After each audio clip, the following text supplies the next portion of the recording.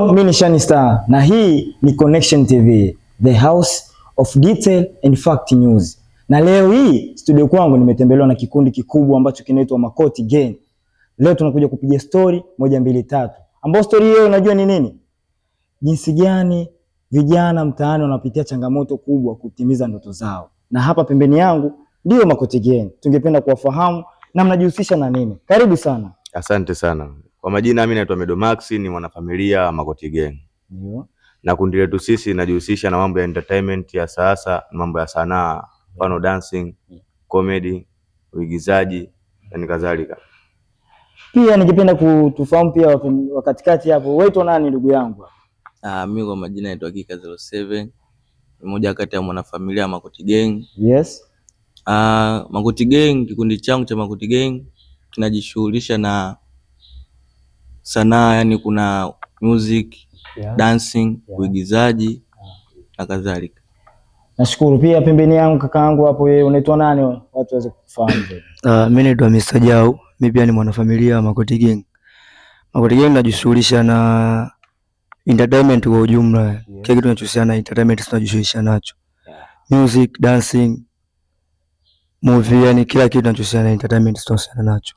Nashukuru sana kwa utambulisho mfupi. Basi tungependa kufahamu maisha yenu kidogo tu, kwa sababu siku ya leo, mada ya leo tunakuja kuiongelea ni changamoto gani vijana mtaani wanaweza kuzipitia ambazo kutimiza ndoto zao. Kuna wengine wanatamani huko mtaani, wao kama Makoti Gang, vikundi tofauti tofauti ambavyo vimefanikiwa, na najua katika mafanikio yenu kuna changamoto ambazo mliweza kuzipitia kama vijana kwenye ujana wenu au mnavyoendelea kupambana. Je, wewe naomba tungempasia nani hapa? Medo Max. Ndio. Unaiongeleaje kuhusiana changamoto au vijana ambao wanapambania ndoto zao ambao wako mtaani? Kitu gani ambacho nikiwekeje, yani ambacho kinamfanya kijana aweze kutimiza ndoto zake au kupoteza ndoto zake kabisa? Ni kitu gani haswa? Asante kwa kunipa nafasi hii ya kueleza hili jambo. Yes. Mimi cha kuwashauri na kuwapa matumaini vijana wenzangu, cha kwanza ni kuwa na juhudi kwa kile kitu ambacho unataka kufanya, juhudi au nia. Bwana, mimi nataka na nia ya kufanya dancing, na kweli nia inatoka moyoni. Bwana, uwezo ukafanya kitu bila nidhamu bro. Nidhamu ndio kuna nidhamu, kuna heshima, kuna vitu vingi vinatokana na kujitambua. Na uwezo ukafanya kitu bro bila kujitambua. Yes.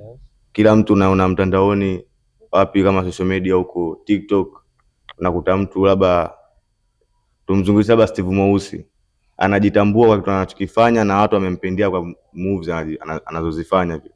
Kwa hiyo mimi nilikuwa naomba tu watu, nidhamu ndio kitu cha kwanza cha kukizingatia katika juhudi zako na katika mafanikio yako, ili tuje kufika mbali katika maisha yetu. Kujitambua, kujifahamu wewe ni nani na unataka nini mbeleni, ndio naongelea kwenye nia bro. Kwa ni vijana wengi sana mtaani, wengine ndo wana vipaji, talent kule wanavyo, ila nidhamu ndo unakuta nidhamu hamna.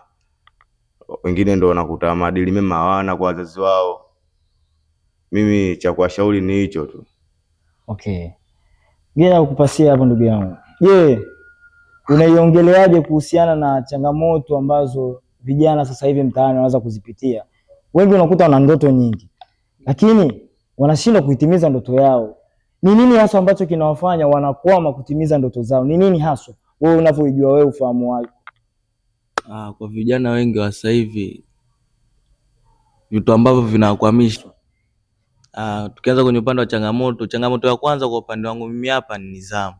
Yes. Vijana wengi wa siku hizi hawana nidhamu. Nakuta nidhamu wanakosa kwenye kazi zao au kuto kujiamini kwa kile ambacho wanakifanya. Na ushauri wangu kwa vijana, wanatakiwa waamini kwa anachokifanya, wapende kitu ambacho nakifanya, awe na nidhamu nacho kitu ambacho nakifanya. Akiwa na hivyo vitu anaweza kufanikiwa inshallah kwa uwezo wa Mwenyezi Mungu. Nzuri kabisa. Asante, shukrani sana Kika 07. Basi hapa Mr. Jau. Mr. Jau, wewe unaionaje hiyo swala? Kwa nini vijana wanashindwa kutimiza ndoto zao? Ndio maana wanazunguka mtaani, mwisho wa siku watu wanakuwa vibaka, wanakuwa walevi, watumia madawa. Ni nini hasa mpaka vijana wanakuwa hivyo? Ni nini ambacho kinawakwamisha kutokutimiza ndoto zao? Hapo sababu ya kwanza kabisa ni kukubali unachokifanya. Yaani mwenyewe kwanza ndio kukubali nafanya nini. Yes. Unakuta kuna mtu anaimba ile mwenyewe ajiamini, anaimba sasa, mimi siwezi kuwa kama vile. Mimi siwezi. Lakini mwenyewe ukatiania moyoni kwamba mimi naweza nikafika sehemu fulani kwa hiki ninachokifanya. Mimi naamini kinachoweza kukuzuia. Afu kitu cha pili, kitu cha pili ndio kama ndugu zangu walivyosema hapa, nidhamu. Yaani kwenye kila kitu lazima kwanza utangulize nidhamu. Yaani nidhamu yako inaweza kukubeba kufika sehemu yoyote, lakini hata kama kitu unakijua vipi, kama una nidhamu ya kutosha, huwezi kufika kokote ndugu yangu. Afu kitu cha tatu, kitu cha tatu, unajua kwenye maisha ya sanaa changamoto, yani sehemu ambapo kuna changamoto ukikaza fuvu pale, ile sehemu ndio unaweza ukatoka. Ila vijana wengi wanaamini yani changamoto kama inaweza mtu ikamfelisha, yani kwamba mimi mpaka nakutana na changamoto hapa, mimi siwezi na kufanya kitu fulani. Naona mpaka Makote imefikia hapa, Makote imepitia changamoto nyingi. Sio tushakadaliwa mpaka na wazazi. Mashabiki mtaani, yani watu wazima mtaani wanaona kabisa vijana wanapotea, wanafanya vitu vya ovyo. Yesu wenyewe cha kwanza tulichokifanya kuaminisha kwanza wazazi wetu kwamba hiki tunachokifanya tunafanya kwa malengo yetu sisi wenyewe. Umeona? Wazazi wetu sio kukubali tu kwamba wenyewe tufanyane kitu fulani. Sasa tukujali tena mwingine anasema nini. Tushatokanwa, tushazalilika sana, ila sisi wenyewe tukabaki kwenye msimamo wetu. Kwa hiyo vijana wengi hivyo ndio vitu vinavyowafilisha. Okay, nimefurahi sana the way ulivyonijibu. Na umesema tukiwa na nidhamu hivyo vitu vingi. Lakini sasa ninyi Makoti Gang, najua Makoti Gang mnajihusisha na masuala ya sanaa. Na kwenye safari yenu ya sanaa huwa mnaendaga sehemu tofauti tofauti.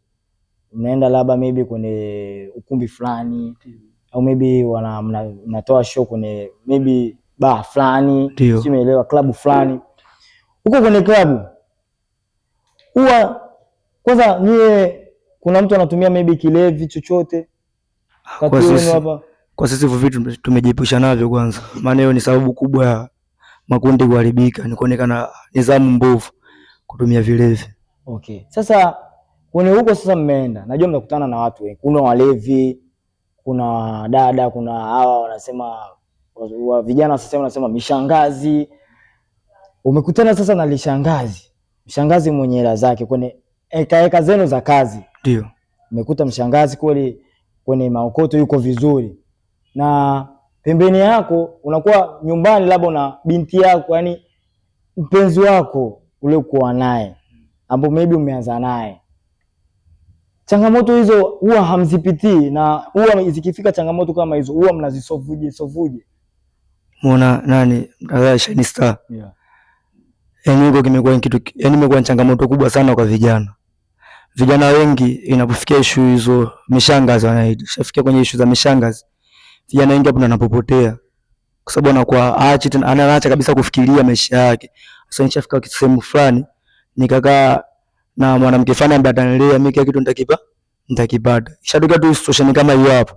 Hiyo kwenye akili yake hatawaza tena mafanikio. Kwa sababu atajua sababu mimi kila kitu nakipata.